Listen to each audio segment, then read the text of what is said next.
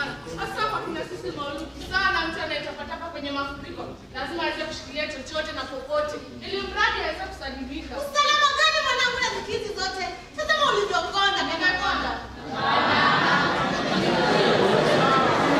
Nima mtoto utulivu. Uko bioni lakini natija yake hapa. Pamoja na unyonge wangu, mikononi mwangu ulionyesha afya. Ndipo ingawa ulikula mtoto wa kuchemsha kwa baridi. Nilishikilia tu kwa vikakupa sika na suraona sasa. Nawe mama uelewi. Hizo ni zama za kale, yani zilizopendwa. Sura ya leo si hii. Kwa naona sura kwa hivi na tunamshika. Simeshika. Watoto wa siku hizi nyinyi ni wajinga kweli.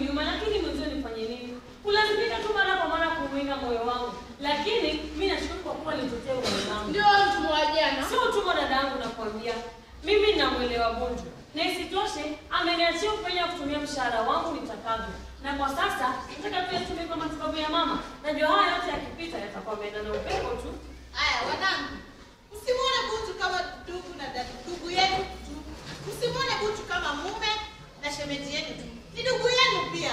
Ninyi wote ni wanangu. Lakini mama. Hamna cha lakini.